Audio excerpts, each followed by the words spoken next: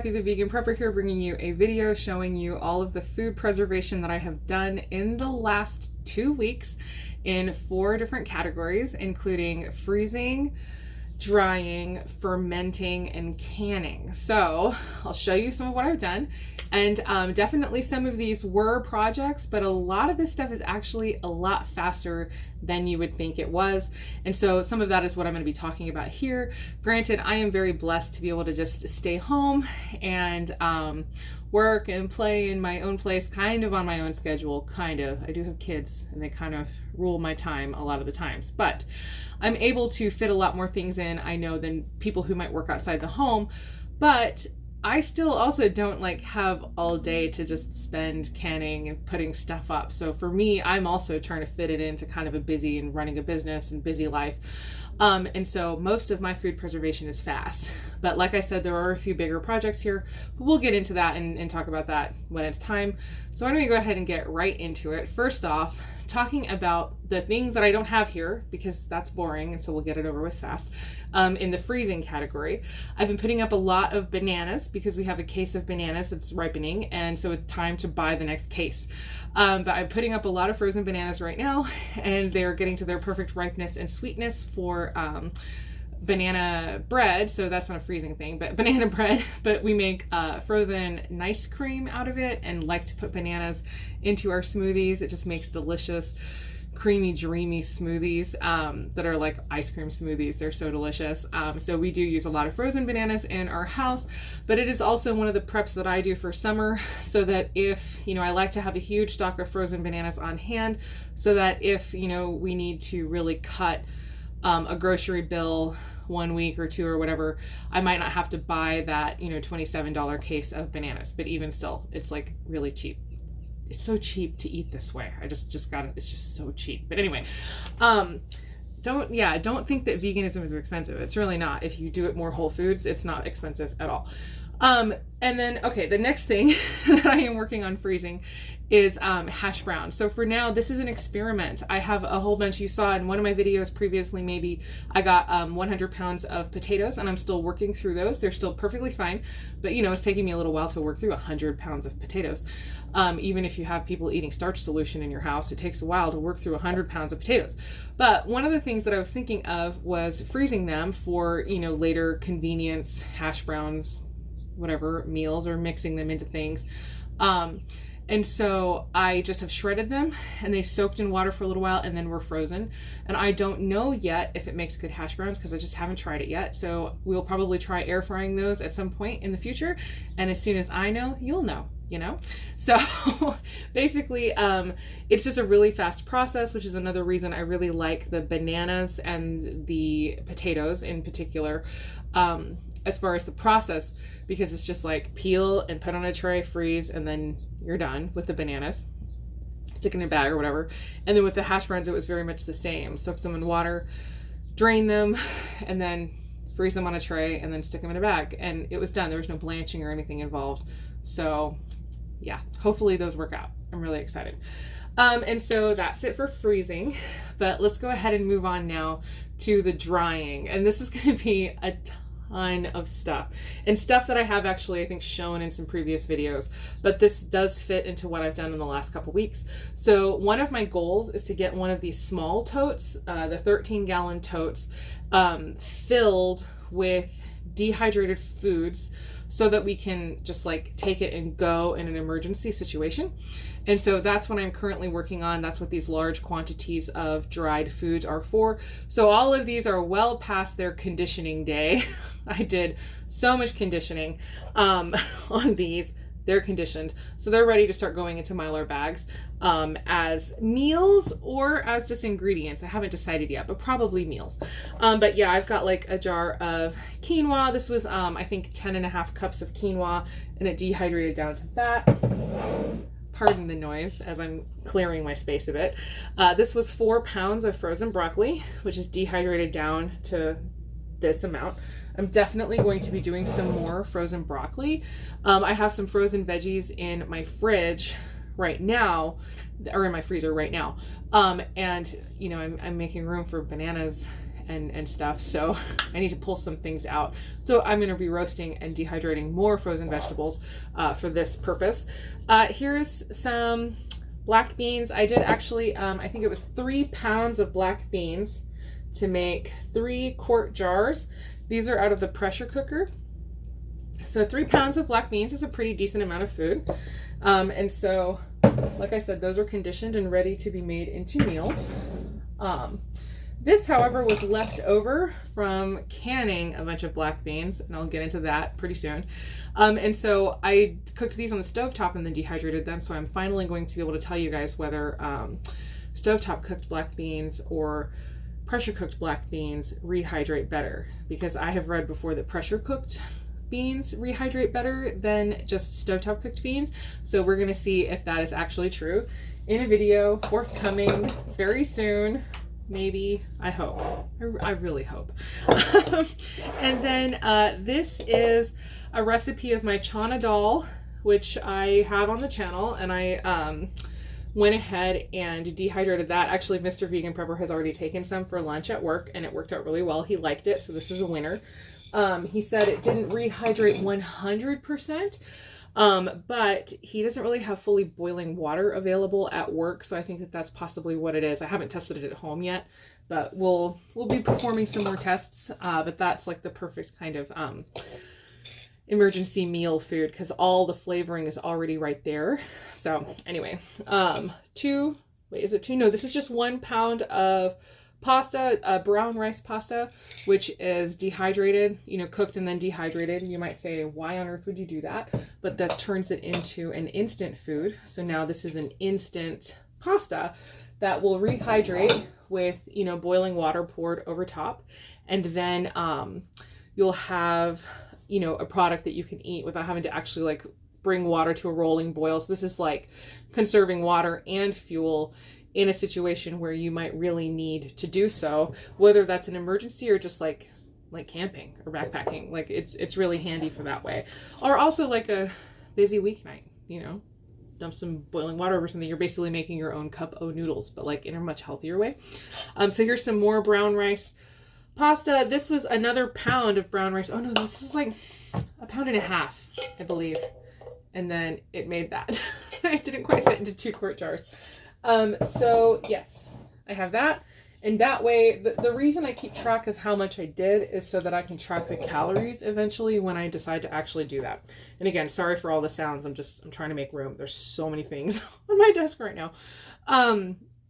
So I'm pretty sure, oh no, that's not it for the drying. I also did 2 almost completely full half gallons now of, sprouted grains. This is sprouted soft white wheat, and this is sprouted spelt. And so basically I got both of these sprouted, and so this was a multi-day process. These got soaked and then sprouted and then dehydrated and then put into these jars. And then these are pretty well conditioned as well. And so they should be ready to go for grinding, or even to go into a Mylar bag type thing for storage to free up my jars, because that's what I'm running out of jars, you guys. I need more jars, and they're not really anywhere to be found. So anyway, also, you know, I've talked many times on the channel that summer is our most tightly budgeted time of the year, because with Adam's income, and like many people here in Central Arizona, income drops a little bit during summer because people have fled. They've just fled, you know, because it's hot here. So anybody who can leave, leaves. So there's no tourists. All the snowbirds go away. And so that's the people who come down here to enjoy our winter and crowd our roadways, by the way. But I do love some snowbirds, so I don't mean to be mean about it, but it's just, it's a regional thing, okay? Snowbird. Anyway, all right. But yeah, they leave, and so income leaves with them. It's kind of, I think like a lot of more northern states experience the same thing kind of during winter. And so I try to really not spend a lot of money at all during summer. And so, I don't know, I did just buy 2 more flats of jars because I found some. I might be needing to spend a little bit, but we'll see. Hopefully not too much. I'm just like, I'm unlike Operation Save the Jars. Pretty much every jar that can be used for canning is being used now for canning. And I'm figuring out other storage solutions for things. it's a big project. So anyway, that should be the end of the drying. I've done this. Now we can grind these up. So these two I like to grind together to make like waffles or pancakes or like biscuits or things like that that don't require a gluten structure. If you want a gluten structure, so actually it's soft white wheat or soft red wheat. Soft wheat in general is the wheat that whole wheat pastry flour is made out of. And it has less gluten in it. Doesn't mean it doesn't have any gluten. It just doesn't have enough gluten in it that it forms that structure. So that flour is mostly good for like cookies and cakes and things that don't need that gluten structure. And so spelt is, I guess, similar. It doesn't have a major gluten structure. And so, yeah, I like to grind these together and make like a half and half flour of sprouted soft white wheat and sprouted spelt berries. And it turns out really delicious. It's a really good flour. So that's like my favorite kind of soft cookie flour or whatever. And yeah, anyway, moving on from the drying, I'm looking at my thing. Oh no, there's one more thing. See, I try to stay on track. I try really hard, you guys. It's really hard for me. So I have some of these. Actually, I just got these at Azure Standard. I finally have some gallon-sized jars because I need them. But this is an entire gallon-sized jar, almost full, of dried apricots. It might be full if Mr. Vegan Prepper would have stopped snacking on them out of the dehydrator. And I don't get close enough all the time to smack his hand. Like, stop it, stop it. No, I'm just kidding. He's allowed to do it. It seems like a lot of people have this problem, right? When you dry fruit, especially, it just disappears. It's like, I know I dried some fruit, but it's gone. There's no trace of it. It's like it never was here. And no one is admitting anything. So anyway, I have like a whole almost gallon of dried apricots. We are very fortunate to have a great friend. I just am so utterly gobsmacked at how blessed we are. She owns a 1 acre property, but they just on that 1 acre, you would not believe how many trees they have planted. So many fruit trees. They actually sell some of their jams and some of their produce locally. Especially there's like a highfalutin touristy place that buys all their jams, and their jams sell for like $16 a jar. Like, it's incredible. Like, I am so happy. Like, I think it's so, that's what snowbirds are good for right there. But it's because they want the local produce. They want local things. Anyway, sorry. I need to stop with the snowbirds. But they're good for more than that. I'm so sorry. I'm like really hyper today. But yeah, she called me over. Sorry. All of that to say, she called me and was like, hey, you know, like, cause they have excess peaches and apricots and apples right now on the trees. And so do I want to come pick some? And I was like, do I? How do I not appear as eager as I am to do this? But yeah, I was so happy. And, I said, yes, absolutely. So Adam and I went over last Saturday actually and picked a whole bunch of apricots, picked a whole bunch of peaches, and picked a whole bunch of apples. I haven't done anything with the apples yet, but the apricots are dried in this jar, and I have 4 more. This was the full Excalibur almost, except for what Adam has eaten so far. And then there's 4 more trays in the Excalibur going now, which will more than fill the jar. So that's what I finished up today. That's currently in the Excalibur. So this jar will get full, but yeah, this is conditioning now. And so if you guys don't know what conditioning is, that is where, just like, I don't know, you've probably watched my videos before, but if you haven't, that's where you take your dried goods and you stick it in a jar with an airtight seal, and you leave it in the jar for 2 to 3 days, and you watch for condensation on the inside of the jar.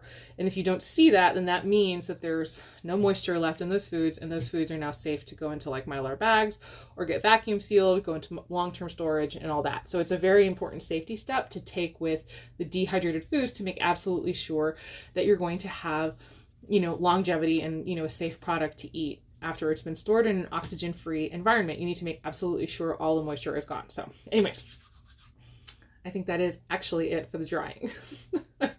So anyway, moving on now to ferments. I do have notes. I'm trying to, like I said, I'm trying to keep myself on track. This is not my strength, you guys. I've mentioned before, I have ADHD. And so I try really hard. Okay. All right. So, my ferments. I have fermented garlic here. So this is one of my absolute favorite things to do with garlic. I actually purchased this garlic to ferment it. And I have a little, like one of my day in the life videos shows the start of this. This was May 31st. It is now June 11th. So it's been like 10 days or no, it's been 11 days. I don't know. I'm not going to try to do math and embarrass myself. It's been days since I started this. So I've got fermented garlic here, and it's just fantastic. You just smell this jar. Oh, it smells amazing. So this is going to be incredible. This is one of my absolute favorite things to have on this earth in my fridge. So basically it's pre-peeled, it's ready to go. I can just grab it for my recipes and squeeze it out with the garlic press or whatever, or chop it up, whatever. It is fantastic. And then the brine itself gets so beautifully flavored with garlic that you can even just take like a spoonful of the brine to give like a garlicky, salty flavor to soups and things like that, or even like a dip or a salad dressing or whatever. It's fantastic. So actually realizing now that it's been, you know, some days since I've started this garlic, I wanted to start doing fermented garlic like every week or two, like another jar, because it takes about 3 to 4 weeks to ferment, to do its full ferment. But right now the house is always at like 74 degrees. It is 74 degrees is about the temperature that we can keep it here without it getting too crazy. We're actually already about to see our very first 118 degree day is coming next week. So it's real, and I understand it's a dry heat and all that stuff. Actually, I'm going to put together a summer survival video, tongue-in-cheek survival, not like actual survival, but like how to make your summer more pleasant if you are still here. You didn't leave like all the snowbirds. So anyway, you can make yourself survive your summer. And so for the ferments, I'm getting back on track. Like I said, I'm sorry, you guys. I work really hard at it. With the ferments, so it's like 74 degrees in my house, so that's pretty warm for ferments. I think ideally for ferments, you want like 70 degrees or less. And so because of that, I'm going to actually take this and stick it into my fridge after only 3 weeks instead of 4. So I will start another jar, hopefully very soon. I just need to go get some more organic garlic. And then I just want to have like a cycle of fermented garlic coming out of my fridge always and forever. I never want to run out again. Okay. So I just want to always have fermented garlic going. The next big fermented project, and this one I'm a little afraid to pick up because it is currently in its very active, bubbly, oozy stage. It's my fermented jalapenos. So normally that would not be a big deal, but this is jalapeno juice oozing out of this jar right now, which I realized actually maybe I should just take the camera and show you guys like this. So I will do that. And you can see how bubbly it is, but I'm not going to touch it because I don't want to get jalapeno juice on my hands while I'm trying to do all this. So just a second. All right, here are my fermented garden jalapenos. So these are jalapenos that I cut up. Actually, I did a post on the channel, and this is what I was doing that day. I was cutting up all those jalapenos. So these were started on the 7th, and it is now the 11th. So that's been 4 days. I can do that one. But see, you can see all of the bubbles, and it's very active. It's on its little plate, and there's a puddle. You can see the puddle even just from here. But when you you can wiggle it, and all of the bubbles will come up. So yeah, that's the kind of fun and somewhat scary stage of the ferment. But yeah, it's awesome. So this, I don't know, there's conflicting information on how long to ferment it, but like I said, it's so warm in my house. I think I'll go ahead and give them a taste after a full week, see how I feel about it, and I might leave it a little longer, but they might be done. So anyway, we like these for putting on top of our pizza and pretty much any recipe at all, even salsas or pico de gallo or whatever that call for jalapeno. I like to use a pickled or fermented jalapeno just because it's like a little less harsh. There's still definitely some spice there, but it's not quite as violent. And also, it's kind of the same thing almost with the fermented garlic, where it's like this is pre-peeled and ready to go. This is like already pretty much ready to go. You just fish some out with a fork and chop it up and put it in your recipe, and it just, I don't know, it just couldn't be easier. So yeah, there's the fermented jalapenos from my garden. Yay! This is half of what I did in the garden. I'll talk about the other half in a second. Okay, so the next section I will talk about is the canning. And I have what I have canned in the last couple of weeks here, and I'm sad I didn't start it sooner because actually I have like I don't know, probably at least 50 new jars of like potatoes and beans and stuff that I've canned. But it was like before 2 weeks ago. This is like 3 weeks ago that I was doing all that. But this is the last 2 weeks, and so that is what I will focus on. So since I just talked about my fermented jalapenos, I will do what is actually my most recent canning project, and it's Cowboy Candy. So I got 6 half-pint jars of Cowboy Candy, and again, this is also jalapenos from my garden. And if the leftover syrup is any indication of the tastiness of this, just this amazingness, then those jars are going to disappear as soon as they get opened. I might not be able to resist. I have discovered also recently how absolutely delicious Miyoko's plain classic cultured cashew cream cheese is. And I've actually have been putting the cream cheese on the banana bread I mentioned earlier, and that makes it not engine 2 friendly at all, the cream cheese. But it's just like, it's cream cheese. It's so good. But it's, you know, cashew cultured amazingness. And I'm like already like eyeing that jar. The recipe says that you need to wait for a month. It's like after it mellows and sits and like marinates in there for a month is when the magic happens on the flavor of the Cowboy Candy. So actually, if you look it up, you need to look up, I think, either Cowboy Candy or candied jalapenos, because it's like yet another company has come along and trademarked a name that people have used for forever. And some company came along and trademarked Cowboy Candy, and now that's a trademark thing, even though people have been saying it for decades. Fire cider is another example of that. What's another one? Thieves, like 4 Thieves with Thieves, that thing. I think that was, like Young Living Essential Oils trademarked the name Thieves, even though people have been making 4 Thieves vinegar and 4 Thieves this and 4 Thieves that for like probably centuries at this point. So some company trademarked the name Cowboy Candy and took a traditional name and now says that other people can't make and sell things under that label. Isn't that crazy? Like that is crazy to me. Anyway, it's not as bad as Disney trademarking Hakuna Matata, but I'm not even going to get into all the issues surrounding that. So, man, I'm feisty today. So, it's Cowboy Candy, but you might still be able to find really great recipes called Cowboy Candy. But if not, then look up candied jalapenos. That might be what you have to do. But the syrup is insane, and that is going to be crazy good with some cream cheese. I remember back before I was vegan, there's a raspberry syrup that I could get at Costco, like a really spicy raspberry syrup thing, or not syrup, but it was like anyway, you mix it or you put it on top of a cracker with cream cheese, and that was insane. So that's what I'm going to do with this. I'm going to get that Miyoko's cream cheese, and I'm putting some Cowboy Candy on top of like some toast or a cracker or something. And I'm probably just going to have to go hide in a corner with one of these jars and be like, what are you guys talking about? It'll be like the dried fruit, you know, where I look for the dried fruit and no one's admitting anything. Other people will be looking for the Cowboy Candy, and I'll be like, what are you talking about? I don't even know. Like, what are you talking? I never even canned any of that. Anyway, but okay. The next project I want to share is the grapes I did. So this is a recipe that I was actually really surprised at how fast and easy it was.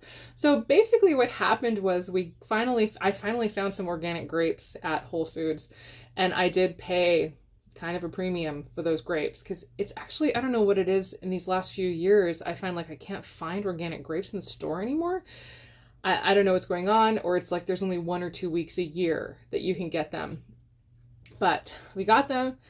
It was crazy sour. I could not believe how sour these grapes were. So I went ahead and decided, instead of throwing away that, whatever, it was like $10 for like 1 bag of grapes.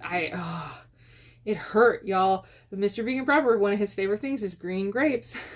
Not these green grapes, but like sweet ones that are good. But I was like, what am I going to do? I can't like compost these. I can't turn these into anything good. I have actually tried dehydrating grapes in the past and trying to turn them into raisins, but you just end up with like kind of sour raisins. So I thought, you know what? I'm going to go ahead and can these in a light syrup. And so I got 3 pint jars of grapes, organic grapes, the sourest grapes ever in the history of life. But canned in a very light syrup. And I'm hoping that after they sit for, a few weeks. So this was May 30th. So it's been, some days since I canned that one. And I was going to let them sit for at least a few weeks, maybe a month or so, and see if the grapes would absorb any of the sugars from the syrup, to make them something more pleasant to eat, like in a fruit salad or something. So we'll see. So that was me trying to just save that purchase. And so that's what I did with those. And then I guess I will do next, my peach pie filling. This is my very first ever peach pie filling. This was, I think, the one out of all of these that took the longest. This was almost all day. Mr. Vegan Prepper and I were working. This was the same, we did this the same day that we picked the peaches at my friend's orchard. And so we got 3 quarts, which is the other part that was what? We only got 3 quarts. It was almost as bad as getting only 9 quarts of tomato sauce out of the tomatoes that I canned back when I canned. I couldn't believe how many tomatoes I used, and I only got 9 quarts of sauce. I felt like it was too much. Anyways, teaching me all kinds of lessons about what goes into our food. Every time I can a new thing, and that's kind of the lesson. And Adam and I sat and talked about it for a while, and it was yeah, what goes into our food is incredible. Fields and fields of tomatoes going into those cans of tomatoes you see at the stores. I'm just overwhelmed by how incredible our food system is, and what an incredible provision it is that we no longer have to do all of this work to preserve our food. But I'm actually also finding such a deep satisfaction in doing that work. I was talking to my friend, the one with the orchard, and she and I we had a picnic a few weeks ago at her place. And it was kind of funny, she and I were talking, and both of us kind of were talking about the same kind of thing, where it's the more work we find ourselves doing like this, it's it almost doesn't feel like work. There's such a deep satisfaction in doing it. And I know it's not going to be the same for everyone. I wonder if that feeling would change if it were something that I were required to do. But this is something I'm doing because I want to. I want to increase our food security, and I want to do it in hopefully as least wasteful a way as possible. So for this was just, picked straight from the tree, thrown into a box, brought home, and this is what we had. There was no waste involved in this. So I don't know. Well, I mean, there was sugar, I guess, but anyway. We have 3 quarts of really beautifully precious peach pie filling. So I'm going to save this precious peach pie filling for holidays. And yeah, I'm excited about that. So whether or not I'm going to make the pie crust is another story. I should, if I want to be less wasteful, right? But it's how much work are you going to make me do for this? I don't know. Anyway. All right, that's enough. All right, so if I ever want to finish, actually, it looks like I'm about to finish. So the last thing that I have here is 9 pints of black beans. And so I put these up, sort of seeing what it was like to go through the process of canning pints of black beans as a result of the Costco black bean recall. Still haven't heard anything about anybody being harmed by that. I'm not meaning to fearmonger sharing about that. I almost really kind of regret making the video about the black beans, but I just, I'm putting up some black beans for my family to have them to be handy, but also because I have these buckets of dried beans, and I feel like this is a great way for me to start, putting up and preserving. So I did, like I said, 9 little pints of black beans, and then it was the leftovers of this that I can now test for stovetop versus, pressure cooked beans, like I was talking about in the drying section. But yeah, 9 pints of black beans, and that feels great. So this is just going to go into the giant collection of beans on the shelf already. And so what is next? What is next on my radar? So all of these projects kind of exist in this, I think ignorantly overly hopeful area of my brain where I'm oh, I can get all of this done today, and I can get this and this and this and this, and I never get it all done, which is why I never feel like I've ever accomplished anything in my life. This is even for me, I'm trying to like give myself some encouragement. Like, yes, you did do a thing. Even if you didn't do everything, you did something, and I can stop like beating myself up over it. But it's just like, I don't know, like these projects are things that I'm like, oh, if I get a chance, I'll do this. Or if I have a little longer, I'll do this. And so they sort of exist in this floating area in my brain. There's always something going on in my brain where I can pull it when the opportunity arises. And so maybe if you'd like to start doing stuff like this, you might make a list, which might be what would work better for you. But for me, it just exists in this little floaty area in my brain. And that's what works for me. But for me, I did actually make a list though for the video so that I could remember and stay on track. And that is, what is next is for freezing. I will freeze more hash browns if they worked out. So I'm not sure when we're going to do the air fry hash brown test. But as soon as we do it, and as soon as, if I know that it works out or not, then I'm going to be shredding and freezing a ton of potatoes because it was so easy to do. And I would like to put some out for us just for convenience sake. Also the banana bread, I mentioned that I make the banana bread, and to this day, I haven't yet experimented with freezing that banana bread and seeing how it turns out, you know, in future. I don't really have any reason to believe that it wouldn't turn out well, but I do want to experiment with doing a batch of banana bread and then freezing some of it. Although now that there's cream cheese in the house, I'm not sure that that's ever going to happen, but we're going to see. Vegan cream cheese, of course. I already talked about the cream cheese in case you had skipped to the end and you skipped all the stuff in the middle. Okay, canning. For canning, I want to make quarts. So I want to do this size of a 3-bean blend, inspired by, I think, the bean trio from Whole Foods. It has black beans, pinto beans, and kidney beans in it. And so I actually want to do a canning video on making those quarts of the 3-bean blend is what I'm going to be calling it. And so it's just really handy to grab a can, and I guess in this case it will be a jar, of 3 different kinds of beans already in one jar. And then it's great for like chili. I think is the main thing I use it for. I just do it in chili and it's just fantastic. And you get all those little different textures and everything. So I can't wait to try that out. And so that I will say too, that especially like compared to potatoes, so like this was pretty easy, like I said. The peach pie filling was a crazy amount of work with all the peeling I had to do. The tomato sauce was a crazy amount of work with even with the food mill, you know, with the peeling and the seeds and all that stuff. But I will say that when it comes to like pressure canning projects I have done, probably beans have got to be the easiest thing I've done so far. You just kind of have to remember to soak them. And if you don't, you do a hot soak and like, it's fine. You just have to look at your recipe, check out the NCHFP, and they have all the instructions there for canning your beans. And I gotta say, that's like, it's a really kind of low key, very easy pressure canning thing to do. So that's where, if I have a few hours, because I'm gonna need to be watching that pressure canner, but like, you know, you can kind of like move in and out. You just have to be home when that's happening. But yeah, I mean, I feel like the active time on pressure canning beans is very low. So if you haven't tried it yet, give it a try. You might be surprised as well.